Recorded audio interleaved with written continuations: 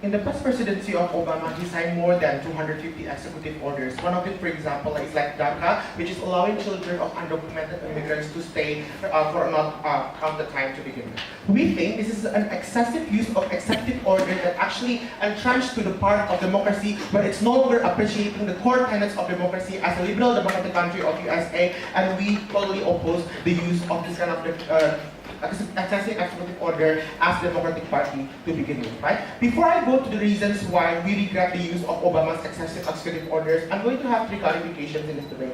First of all, this debate should no longer talk about the executive order is beneficial to begin with, because we agree under our side, it's actually going to give you a really good goal, like for example, like catering the minorities and so on and so forth. The question is not actually whether or not it's beneficial, but whether or not the means that you use to achieve that particular benefits through executive order is actually ideal or not. We cannot let opposition just come to the debate and explain that this is actually beneficial, we demand or this is legitimate. No. Second, this debate needs to also operate in the context that Obama is excessively using this kind of power of executive order. I'm going to define what does that mean with using the excessive executive order to begin with, right? Opposition, that means, needs to defend what if it's possible to actually go through a legislative process that is still viable option for Obama to actually pass policies protecting minorities through the legislative point, but they instead only go to the executive order to begin with, right? And they cannot say they're going to make a very thorough and also involvement of society, willing response to the idea of catering this executive order, because the nature of executive order is always fast. And a fast executive order is always mutually exclusive with number one, a thorough and check and balance ideas of policies, but second of all, it also sacrifices and compromises the involvement of societal representation. Before I go there. Proposition also has to defend executive orders hypothetically and in democracy, but only disagree with Obama's excessive executive order, not the entire concept. Yeah, we're going to tell you why we specifically disagree with Obama's one. As I told you before, we agree with the use of executive order. This is the different thing.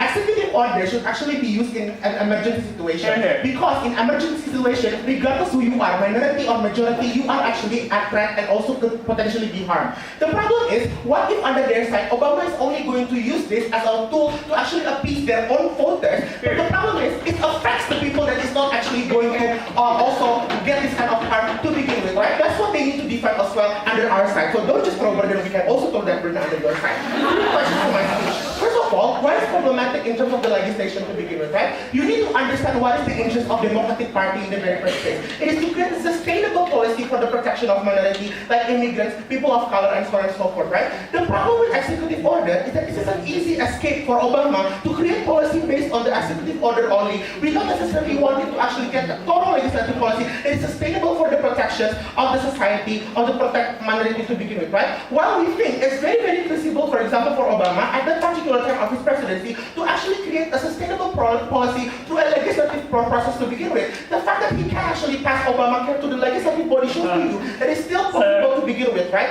So that's why we think it's actually only an escape for Obama to appease the voters to begin with, but it's actually not. Why this executive order is so problematic? As I told you before, we agree with the use of executive order in emergency. But the problem is that Obama, and they need to also defend this, is also using it not for issue that is emergency for society, but just to fulfill their own political interest in the very first place. We admit it benefits the Democrats Party for a while, but that is not actually what we expect from Obama, right? We expect him to run for 2 times exactly to create a sustainable change for the policy to protect the minorities in the very first place. So what he left in status quo is not a legacy of policy, but instead a temporary policy that a lot of it has been revoked by Donald Trump in the very first place, right? And that's not what we want as supporters of Democrats. Second thing is this: how does excessive executive power order harm the Democrats' electability and why we lost in the very first place in past election? 3 reasons. First of all, why we lost to Trump is that one of the reasons why Trump is so popular is that because of the rhetoric that he used, any Democratic parties actually do not respect the process of democracy to begin with. The fact that Obama is using an excessive use of executive order shows that he's actually disregarding any kind of process of law, that wanting to actually accommodate the points coming from society at the end of the day, right? It makes society afraid to choose the Democratic Party on that particular election because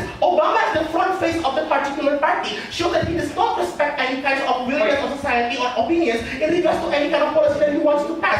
That's how society does not want to actually support this party, but instead goes to the side of this kind of the Trump to begin with. But second is this, it also damages the core objectives of our political party, right? Because when Obama goes through executive order to create policies, it disadvantages our objective meritocracy of our policies that we propose. Because our goals are perceived as baseless policies. Because under their side, they only go, the narrative is that society thinks that these policies that are advocated by our Democratic Party is only passed not because it has any meritocracy, but it's only passed because you are the president and you have to work hard. That's how Democratic Party loses their own interest and also is accused of not having an objective core or also policy that is worth supporting by the society. But the last thing is this is the most problematic thing that we are facing today. As a Democrat, we definitely do not want any kind of excessive power to be used as well by this kind of Donald Trump. Right? I know he's crazy, like taking travel ban and so on and so forth. The fact that he's actually in office in the first 2 weeks already created the most amount of executive orders since the 1940s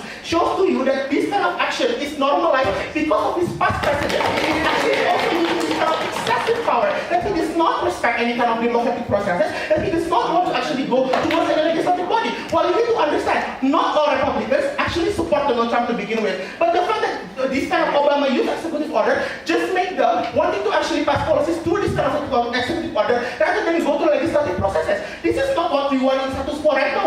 We believe that in Republicans as well, there are still people that want to oppose Donald Trump's policies to begin with. But the fact that he actually used executive order because it's being normalized by Obama is actually the problem that we face in status quo right now. So lastly, the trade-off that under our side, right? We agree, under our side, we agree that excessive power of executive order, we might going to take a longer time for it to actually create any policies of change to begin with. But we think that first of all, it's okay to create a total check and balance to begin with. Because law is always multi-aspect, ladies and gentlemen. It affects and influence a lot of things to begin with. And society's response is also something that's going to be, that should be accounted, because they are also the one that's going to be affected by government policies. Well, not government is going to be responsible for any damage that society can at the end of the day. But second of all, even if it's actually longer, it's more sustainable. Take a look at, for example, Obamacare. Even if it takes a long time to be actually created through legislative bodies, but the fact that until right now it's really, really hard for them to actually change it shows that it's more sustainable rather than executive order. The thing is, ladies and gentlemen, as the Democratic Party, we want sustainable policies. We do not want temporary policies that only protect us for 5 years or 10 years. We want a sustainable change that is hard to get. For that reason, we're tired of discrimination. We want a sustainable change to propose. Obama executive order is excessive, but it's always been strategic. The similarities from all executive orders that Obama implements is that those policies already enjoy the popular support from the society on the ground. For example, deferred action of childhood arrival in Iran nuclear deal in Obamacare. There are popular support towards this policy, right? But before I proceed to my substantive, I'm going to have one clarification. First of all, if you notice the line of argumentation from the government side of the house, that is the argument against all executive order. Ladies and gentlemen, there is no context from the Prime Minister. What are the Obama policies? What are the specific and unique political climate in the office at that time? We say in politics, as Democrats, we want to have the flexibility of options when there are emergency situations in the political climate. But also we question, what do they define as emergency, ladies and gentlemen? There's no explanation from the Prime Minister what is the precondition of executive order that they will allow on their side of the. That's why we question, what is emergency? And we don't think that's right. So if opposition can prove to you why the political climate is emergency, we have already. That's okay. Okay, so what do we mean by executive order? That's bill or action that's implemented by the president. Congress and Senate still have the ability to veto the executive order, ladies and gentlemen. And Obama executive order is not being vetoed by the Congress and Senate. But also as a disclaimer, Obama executive order is also never against law. It's always constitutional. It's never been vetoed by the Supreme Court. Trump executive order is deemed unconstitutional. Ladies and gentlemen. So this debate is an evaluation debate. As Democrats, will, if we be given the benefit of hindsight, if we're given the chance at the specific time, will we still do that? Yes, we'll still do that because there's no alternative at that point of time. So in this debate, I'm going to talk about the three things. First of all, I'm going to talk to you about the unique circumstances that Obama faced. Second of all, I'm going to talk to you about the interests of Democrats and why the policies are very crucial in maintaining our voter base. But lastly, I'm going to talk to you and using the imagination what will happen in the world without Obama executive order. No, thank you. Go to the first issue, right? The unique conditions that Obama faced in the presidency. Making Obama executive order is very necessary. We say that Republicans in the Obama administration is uniquely crafting strategy that we have never seen before. For example, the government shutdown in 2013 that Obama is being delayed for a long period of time. Republicans also have like a very long time of filibuster delaying the discussion in the parliament. The way Republicans insist in the parliament is unprecedented. They have been very not cooperative in that time on the ground. Even in the shutdown, the society on the ground also heavily blame Republicans for the action that they create. The way that Obama executive order is witnessed in the second term. In the first term of Obama presidency, there's continuous and consistent effort to try to negotiate with Republicans. Obama still tried to make win-win solution. Under Obama presidency, the corporate tax for corporations is intended to be decreased from 35% to 28%. But Republicans still don't want to cooperate in Obamacare because the fact that Republicans only reject Obamacare because it's named under Obama. It shows the unique polarization in that specific presidency. As a democratic country, what Republican does is wrong because it drags the democratic process. It does not represent what the constituents want to do just because of the polarization in the bipartisan system. We see Obama in that specific of time cannot be complicit towards that. We say, ladies and gentlemen, executive order is a form of action that's also counterbalancing towards the stubbornness of this Republican, right? So the conclusion is that there's no alternative that we can do in that specific time on that term. We can see that it might be not the ideal option, but at that time there's nothing else Obama can do. Sit down now. First of all, within the negotiation has failed, right? It's not having feasible. But second of all, the bipartisan bill is not supported by both parties. It's not feasible because Republicans is increasingly stubborn and uniquely rejecting our policies. Go to the second issue about the interest of Democrats. Why we have the inherent interest to pursue our agenda? No, thank you. Governments of the House cannot run away by not saying that this debate is about policies. This debate is about policies, ladies and gentlemen, because we need to analyze the urgency of the executive order that Democrats want to apply. Let's talk about Obamacare, right? No, thank you, Haikal. We say that Obamacare gives universal health care to all Americans. It's a very popular progressive policy that enjoys very wide popular support, even though we concede that it's attacked by Republicans, but the overall program is still in place. Even until right now, the Trump administration has not been able to draft a new healthcare policy. It's still in place. It places significant challenges for Trump presidency to get rid of the Obamacare, ladies and gentlemen. Let's talk about DACA, right? DACA is a different action of childhood arrival. It gives citizenship to immigrants that arrive before 18 years old. Before that, Latino and African American is chased by the police, getting deported without mercy. On that regard, there's an urgency of survivability of these people on the ground, which are our voters, right? So we say that it's very important. No, thank you. But the interesting fact is that it's overwhelmingly supported by people on the ground. The Pew Research support that shows that 70% of the people in America support DACA. So the conclusion is that Obama is very strategic in choosing what are the executive policies that should be given executive order. Same goes with Iran nuclear deal that also get popular support. All the executive order have the similarities that enjoy public support and it even increased approval rating of the Democrats and Obama in their perfect. They have the burden to prove to you why is the ban under the Senate House. But let's imagine the world without Obama executive order. We say that is going to be bad. Why? Because no policies will be enacted. We say that's going to erase the safety net for people on the job, people who have enjoyed protection and assurances for their life. We are talking about human stuff here. We are talking about people we have no safety net of healthcare, for example. But also we are talking about safety net for a tactic in a political campaign to ensure that you have a substantive to appeal to the larger society. Because as politicians, the key performance indicator is the result of policies. When Democrat presidents are not able to control the policies, it gives impression that we'll always be unable to fulfill our promise if we get elected. But also, ladies and gentlemen, we say the purpose of executive order is to implement the policies that enjoy popular support but rejected by Senate and Congress. This is very important because the context is that there's a growing accusation by our voters that Democrat is weak and we are not able to get things done when Republicans are not in line with us. This great perception that we are not weak will not always compromise all the time. The Obama executive order shows that in times of it necessary, we need to take action. We need to stand up for those who have fought for us. Panels, before proceeding to my responses, there are a few things that I'd like to clarify. First of all, notice how contradictory the characterization coming from opposition is, right? Because they claim that, oh, Obama was constitutional, guys. There is no rejection coming from Senate. There is no rejection coming from the House of the Representatives in itself. But at the same time, they also told you that, oh, in the end, all the Senate are evil, right? They're also the one who is revoking Obama's executive order in itself. So which one? I think this debate should operate in the scenario in which legislation is something that is feasible. Then the question becomes: is Obama's choice to go to executive order when legislative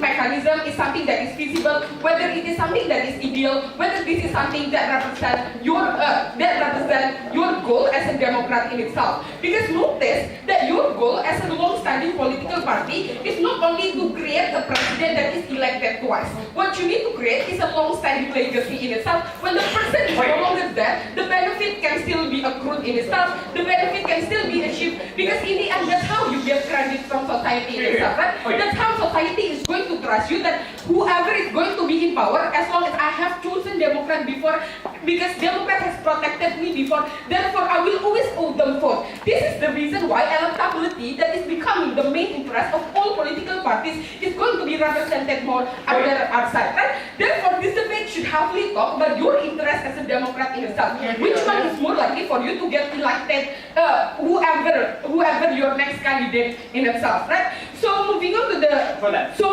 the first issue. They claim that, oh, this is constitutional, guys, because this is something that is enjoyed by the popular society in itself. First of all, if this is something that is enjoyed by the popular society, it means legislation is feasible. Okay, on both sides you create the benefit, but on their side, exactly, the benefit is easily being revoked, right? When Trump says that, protecting data is not something that is beneficial anymore, it is going to be revoked. But under our side, exactly when it is legislation, Donald Trump cannot just easily say that, go, shoo, Mexican. They cannot just say that, right? Because it needs a long-standing process in itself. Donald Trump also need to go against the same Republican member that is supporting the data in itself. And if that is we're creating costs for someone who want to revoke the policy, at least we'll create, therefore the protection is going to be permanent, right? So therefore, I think the fairest way for you to judge this is not by saying that, oh, there is benefit, because there is benefit in both sides, but which one is going to make it more permanent? This is the reason why Noel's characterization matters, because emergency situation means this is only a temporary situation, right? What is the consequences on this debate? It means that the way for you to approach the issue is not through temporary measure like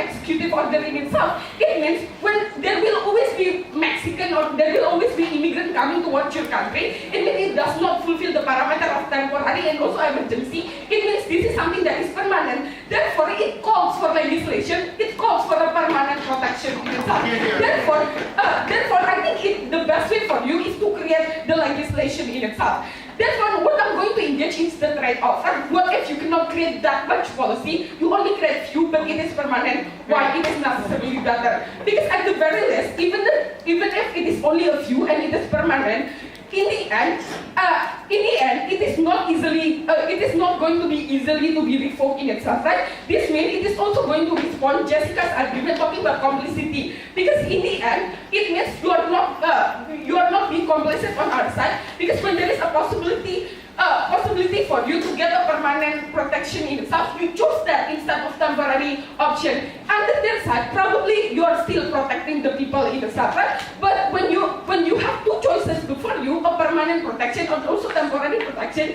you know that your policy, your order can be easily revoked, and you still choose that. I think that is complicit. I think that is not protecting the Mexican in itself. I think Obama has full knowledge that when he creates executive order, whoever the next president is can just easily revoke that. To the fact that you chose that is complicity. When you can go into legislation, when you know that there is popular vote on your side, but you choose the easy way in itself, I think that is complicit.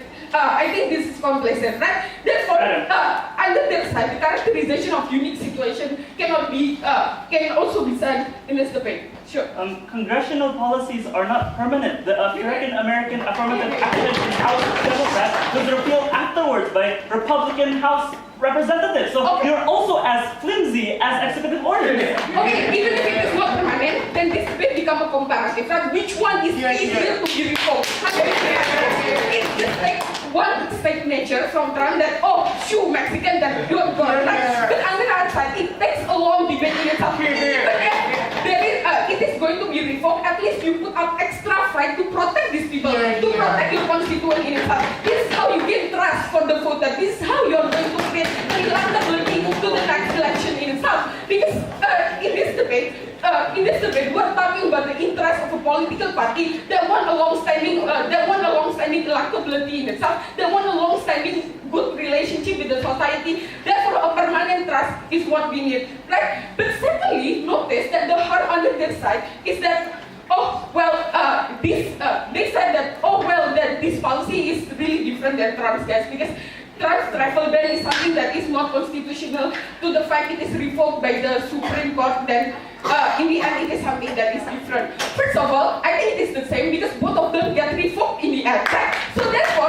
what does it mean? It means all of the benefit, all of the good intention of Obama is going to be trivialized and going to become, it's going to be similarized with Trump in itself, because both are gone. There is no legacy of your policy, there is no legacy of your presidency in itself. Therefore, no matter how much benefit that you are trying to create, it is going to be trivialized with someone who is unconstitutional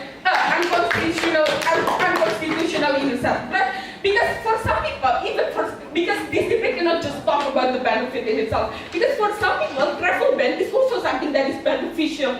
Therefore, on the other side, exactly, you are going to lessen the possibility for your good policy to be trivialized and to be similarized with the unconstitutional policy in itself. Because you can say that right now, oh, my policy is a long-standing policy, my policy is something that is permanent in itself. Therefore, as a Democrat in itself, you're going to gain more power in order for you to, more legitimacy for you to criticize Trump. Because right now you can say that all of the policy created by Democrat is something that is permanent. Contrary to Trump, it is something that is only temporary, and we can create betterment and protection for society in itself. Never be prouder to protect.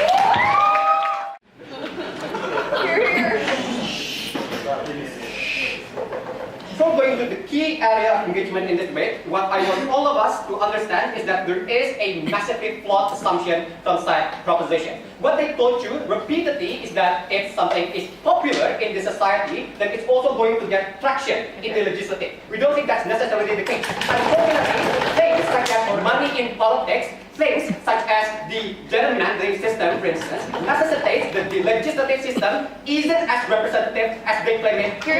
Statistics suggest that more than 90% of the Congress House and the Congress race is won by those who have more money, suggesting that Republicans who has more populace is going to be more likely to win in comparison to Democrats in that sense. That shows the significance and the urgency for Obama to behave in that particular way. So let's talk about the engagement in this sense. I'm going to talk about two things in this key area of engagement. One, I'm going to be very thankful if their characteristics and if their parameter is that this is something urgent and something sustainable, because this is going to be an easy victory for us. So let's talk about whether or not it stains the democratic system, because it's not going to be sustainable, because it's going to be harmful, because it doesn't fulfill the threshold of emergency. I have four responses to this. Number one, this is a huge concession that says essentially the policy substance is good, to the point that it might very well be popular to the basis on the ground. Secondly, I think that they conveniently negate and also ignore the unique characteristics of how obstructionist the Republicans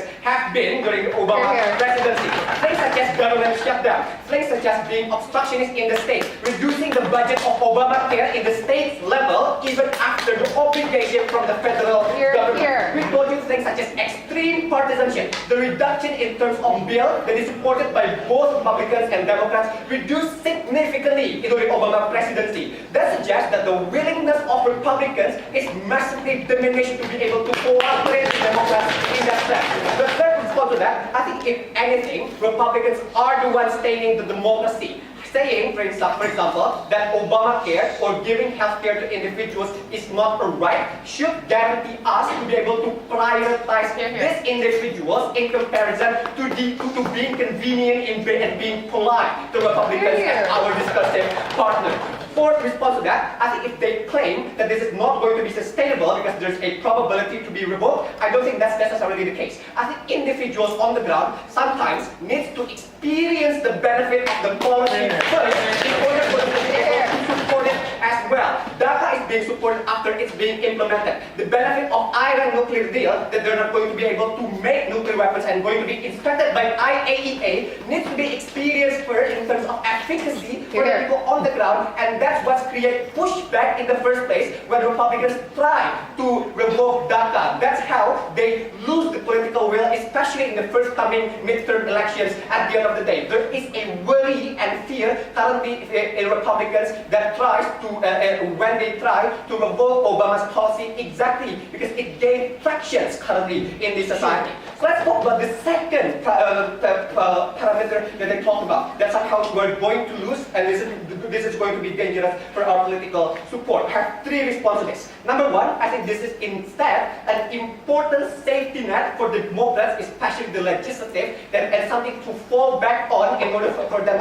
to prove that their policy is a lot better and they are willing to fight harder in order to gain the political support in the first place. I think secondly, the reason why Democrats unfortunately lost in the previous election was not because of the executive order. It's even because of Hillary trying to distance herself from Obama, saying that her policy is going to be different, and that she is going to be a lot better in that sense. The elitism that she didn't want to campaign in Rust Belt areas such as Michigan and Wisconsin.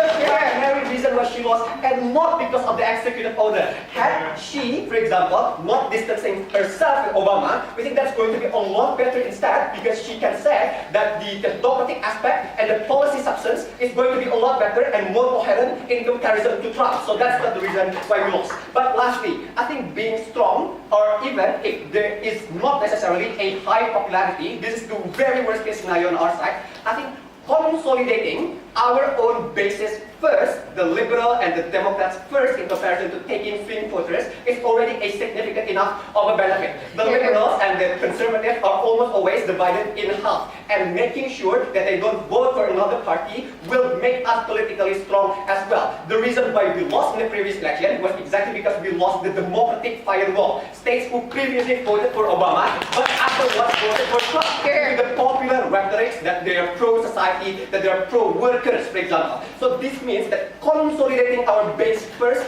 is a lot more important in comparison to prioritizing the purity of the democratic system as well. So let's extend this a bit further. I want to make sure that you understand that the current resistance in the democratic base and the progressive base exactly happens due to the willingness for them to keep this policy intact. What do you need to understand by this point? What do you need to understand is that there is a growing movement, even within the Democratic Party, that wants to keep multiple policies in place. Justice Democrats is a part or a wing of the Democratic Party who says that they don't want to receive any corporate money, but want to rely more on the people's money and want to become the representative of the people as well. I think this happens for a couple of reasons.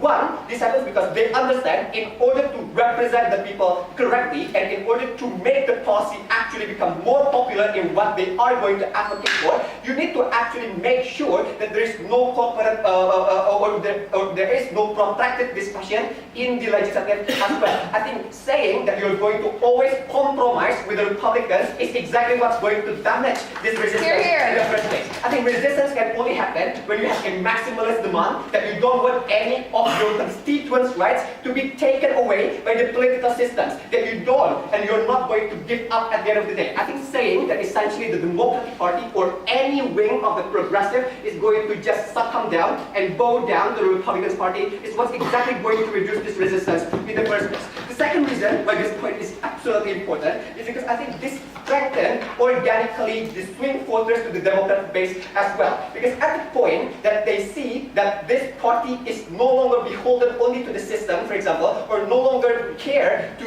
what the rigged system and what the politicians care about, but actually willing to represent the people, that's the moment when the organic changes within the Democrat Party actually happen. What are the conclusions of this debate? The conclusions of this debate is if they want more chances for you to win as Democrat Party, you get that under ALSA. What is the other thing? The other thing is that this does not clearly state the democratic system. It even allows us to make us more representative to the society at large. And for all those reasons, the motion falls.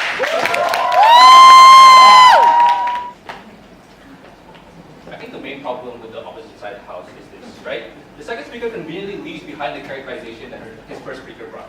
And that is that her first speaker told us that executive orders need Congress and Senate to agree with it, or otherwise they can veto it, right? If they say that, that means that all the previous executive orders have been accepted by Congress and Senate and have not been vetoed, which means probably understand that you also had popular support. You could have won through legislative support, right? So I think that these things, understanding that otherwise Congress and Senate would veto it if they didn't agree with it, proves to you that you had the possibility to create positive and sustainable change, and you didn't take the opportunity, right? This is, as the Democrats, what we regret the most.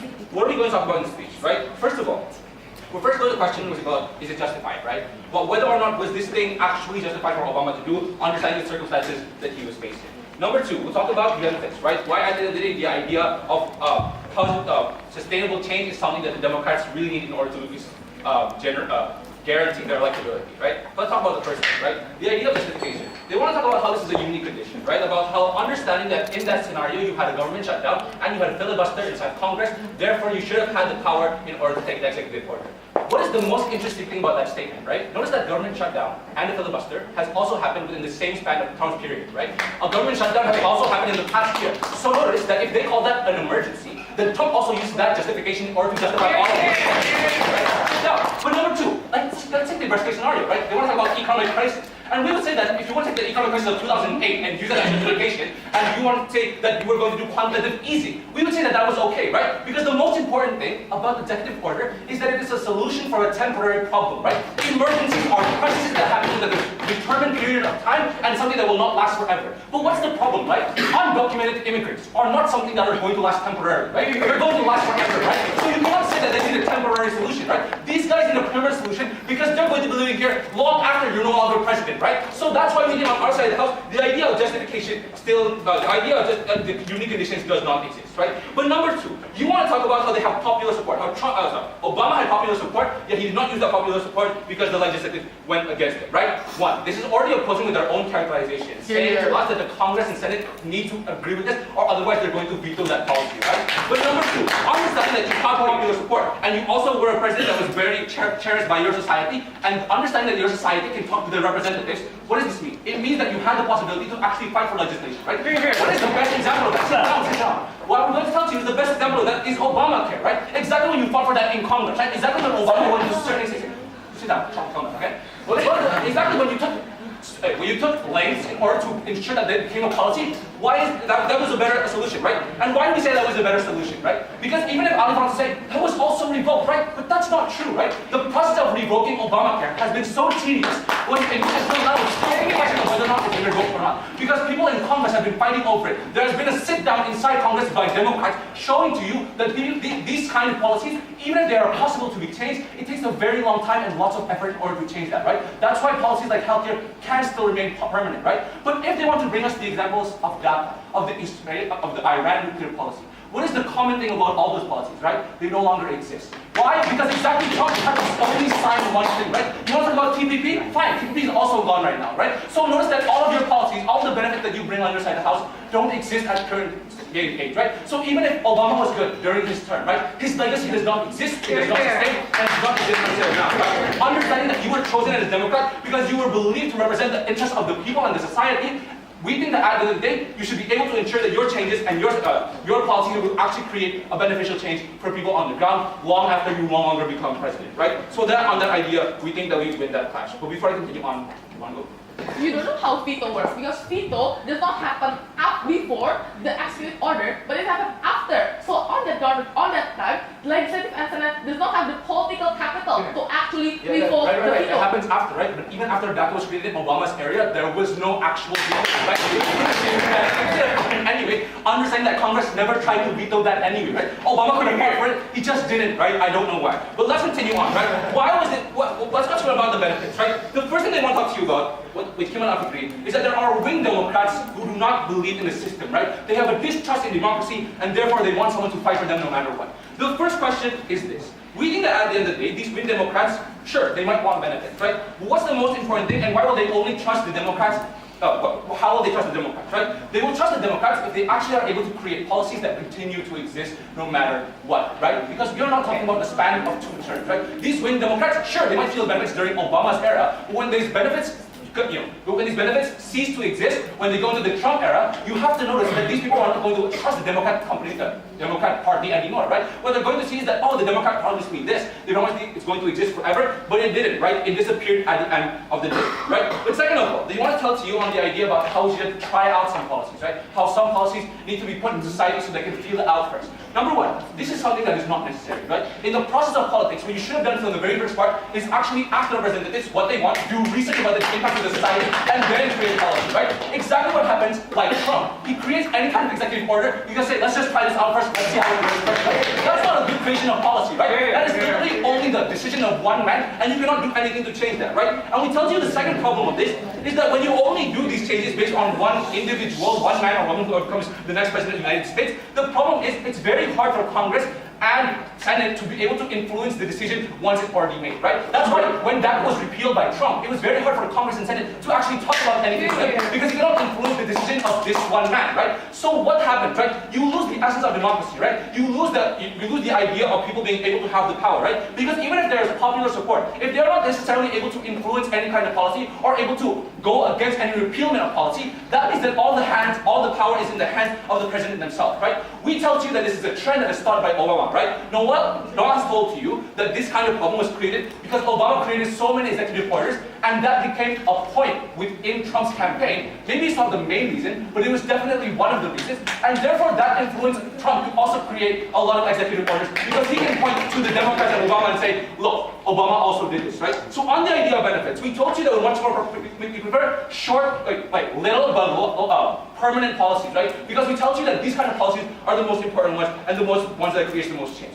Ladies and gentlemen, you're not going to judge the debate based on who gets the most here's, right? You're going to judge it based on who is actually able to ensure that you create benefits, right? Not in this term, not in the next term, but for the next 100 years. You want to apply policies like Obama, right? Not necessarily DACA, because this does not exist long after you are gone. We say that at the end of the day, the Obama legacy could have been much better than it currently is now. Because he could have protected his constituents, he could have saved democracy, and he could have told people that actually at the end of the day, he wants to save them and cares about them no matter what. Based on that, I'm more than happy.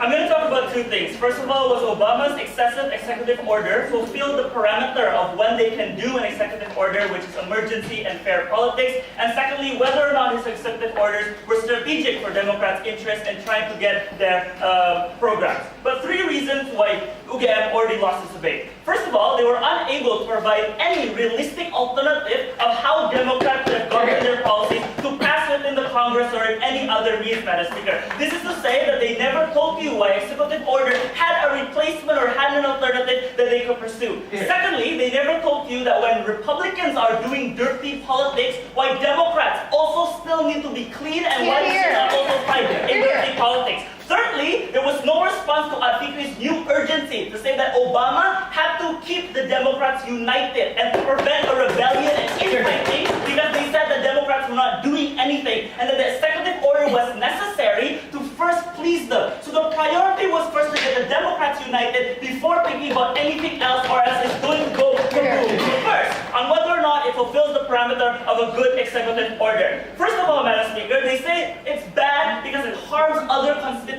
and you don't think about other people. You can just disregard this because this is for all forms of executive order, all forms of politics in which policies will hurt other constituents and help a certain constituents, Madam Speaker. Democrats can't cater to all of people in the United States. They have to cater to the people that they represent, Madam Speaker. So that's not the parameter of the debate. But the parameter of the debate was about emergency. And they said, well, we could have gotten it through the legislative process like Obamacare. First of all, Obamacare is an executive order, Madam Speaker, and Trump has not replaced Obamacare because we want Congress to find a replacement first, Madam Speaker. That's what Jessica has been telling you from the first place. DACA, Iran, and Obamacare was something that happened in executive order. He was not able to get it through the Congress because first, it was hijacked by the Republicans. The existence of the party, for example, the existence of racism, for example, and the fact that they only wanted to destroy Obama's legacy at all costs meant that they were unable to do something. But they said, well, if it was so popular, why did the society get Democratic representatives in Congress and Senate in the first place? We told you that oftentimes there's systematic gerrymandering to say that that's why you cannot go to the Congress but still have societal support on the ground, that there's lower turnout for Democrats in the African American or Latino groups that make it unable for us to pass it through the Congress. But then they said, well, it wasn't vetoed, so you could have went through the Congress. No, there's different thresholds for veto and getting bills done. Veto requires 3/4 of the Congress to shut it down, while normal Congress bill only requires 50%. What does this mean? Republicans were able to stop the bills when it was a lower threshold, were able to bypass that, Madam Speaker, when they actually a higher threshold. But they said, wait, there's shutdowns now in Trump, and Trump then is already a good executive order. No, the shutdown in Trump happened because they wanted budget for a Mexican wall, Madam Speaker, and their Republicans wanted to stop that. So are the means correct? In politics, the ends justify the means. Why? Because helping people and representing the people that you're actively trying to support ensures that they're supported. But secondly, when Republicans don't do the correct means, that's something that we don't have to do anymore also, Madam Speaker. Because when they're playing dirty politics, the only way for us to champion our people is also to do dirty politics. So let's talk about strategy. They said, now Trump can do a lot of executive orders. First of all, this is not urgent because many of Trump's executive orders are unconstitutional. What are we talking about? We're talking about the Muslim ban, for example, that has been shut down not by Senate, but the Supreme Court. That's how the democratic process in America works. They haven't been able to evoke the environmental laws of Obama, for example, because the Supreme Court has said that there needs to be a replacement. But secondly, Trump doesn't need a reason to do dirty politics, Madam Speaker. He's a despicable person. And in the absence of Obama not doing executive order, he would still have done executive orders anyway in order to try to get his policies to pass in the first place. Because he disregards protocols. He disregards procedures, for example. He doesn't care what other people think. So we don't think that he would have stopped doing executive orders if Obama didn't do that in the first place. But secondly, about sustainable policies that could have been revoked. First of all, they told you no example of a good project that has been revoked. We told you that DACA has since been reinforced by the Supreme Court and said that Trump needs to continue with this until they find a replacement. Secondly, the nuclear deal and Obamacare are still wholly intact. Though attacked in certain places, the majority of the program is still there, Madam Speaker. But secondly, you need to understand that in American politics,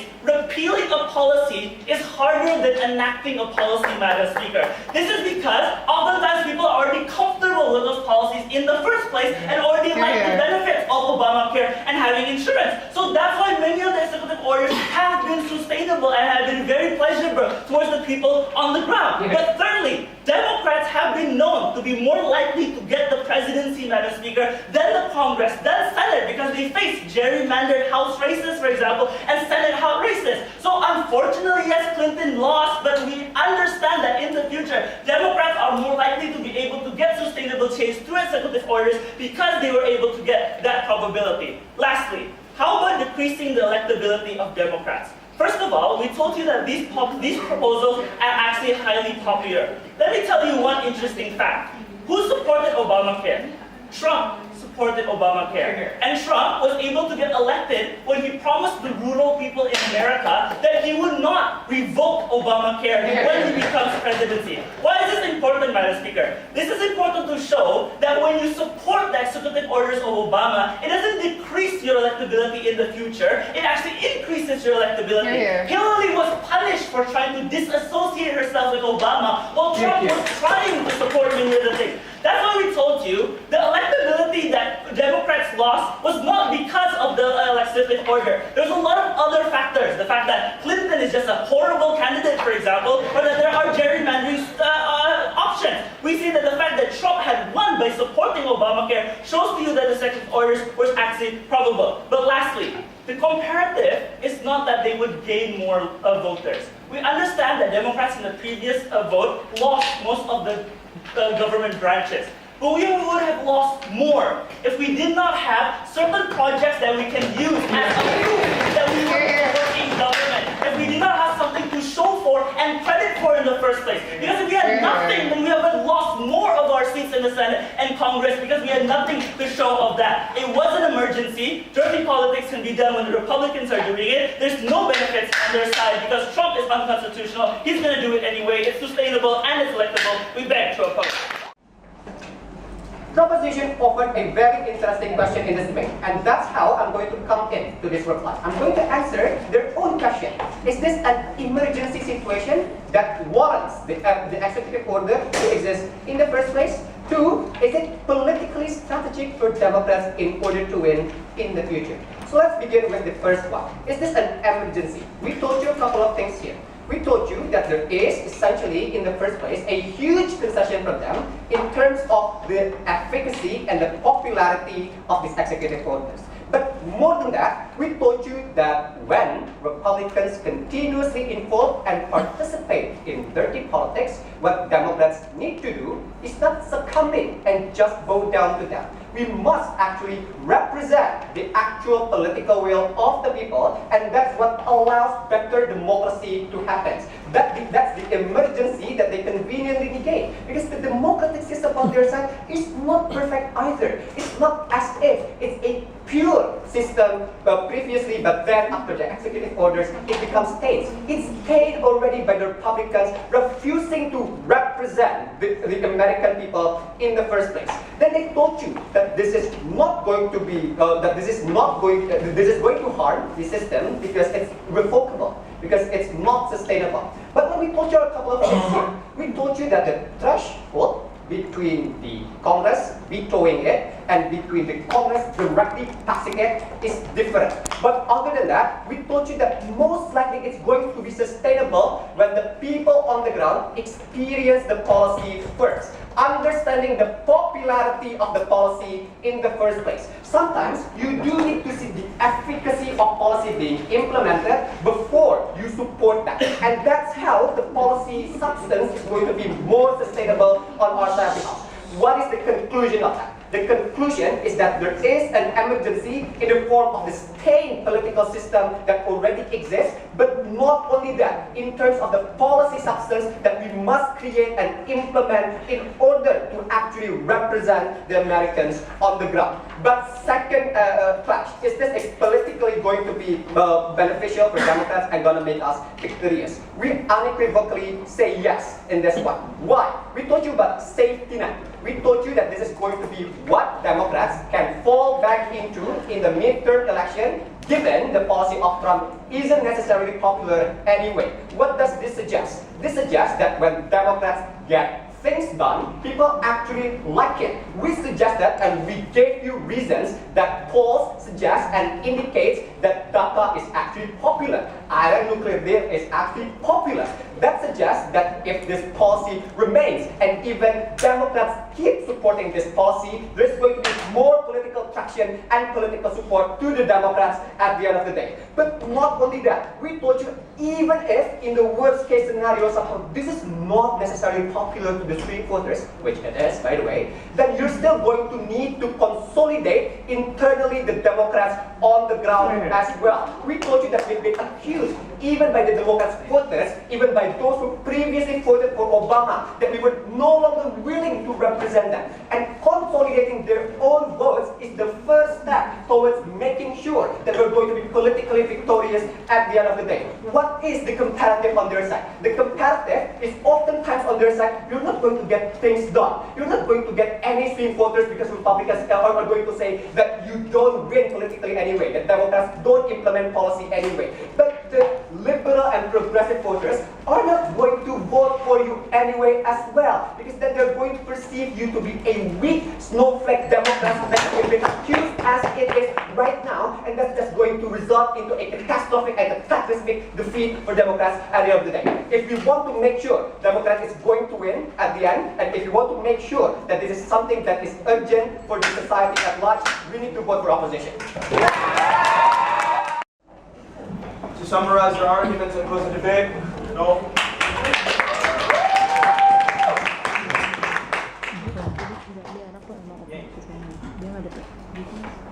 There are 5 reasons why opposition cannot take this debate. First of all, do not let opposition confuse you with what does emergency mean. We told you even since Prime Minister that emergency harms everyone. The thing that they need to defend is what if these policies are not actually benefiting everyone, but it only serves the interests of political party as Democrats, but it actually affects everyone to begin with. In that regards, our argument makes sense, because their argument are actually affecting all of the people inside of the US, but that it's all only benefiting some people to begin with. It makes the people are not going to vote for us anymore, because you're actually forcing this policy without asking for their opinions first in the very first place, right? They never actually explain in this engaging scenario.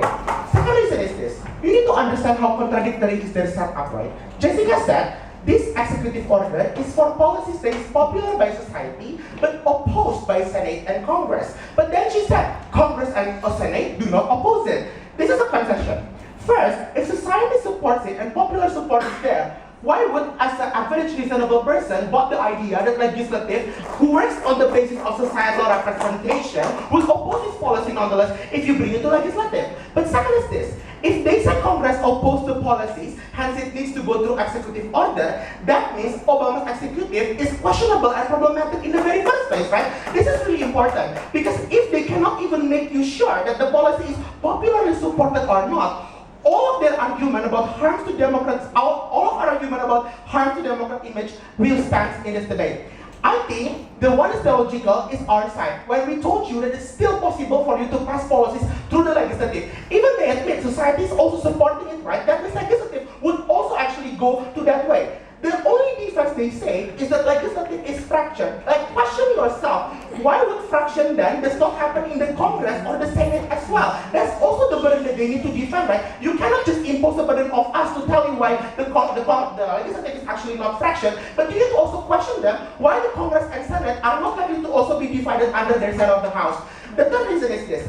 You need to question what kind of policy that they need to defend under their side, right? Because if this policy is popular for everyone, I think it's actually equal on both sides of the House. The question is, and never ever they even defend this kind of scenario, are the policies that affects everyone, but that only actually caters the interest of Obama and the Democrats to begin with, to get re-elected again. Never they attempt to defend the scenario. This matters because this becomes our reason of our loss as Democrat. Our burden of proof is not to tell you that it's actually the primary reason we lost, but it's actually a contributing reason that we actually lost in the very first place, right? Or what about arguments about Trump's behavior that is becoming normalized to release any executive order as what he wants? The same thing like what Obama did in his administration, right? No response at all. Two other reasons why they need to lose as well. Let's talk about sustainability, right? Because finally, in terms of passing policies, it finally becomes who is actually going to be harder to be revoked.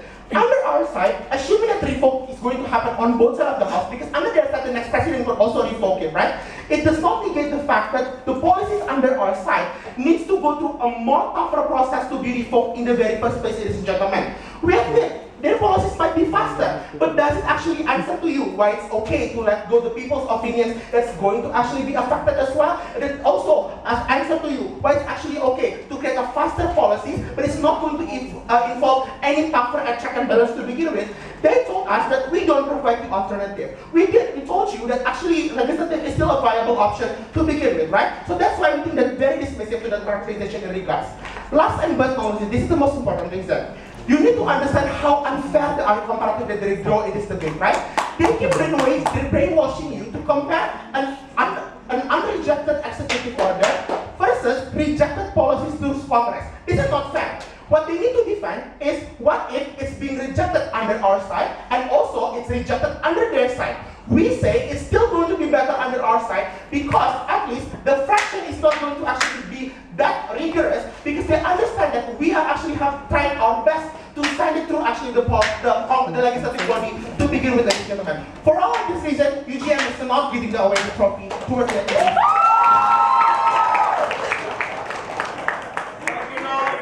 responsible for 4 minutes and 29 seconds.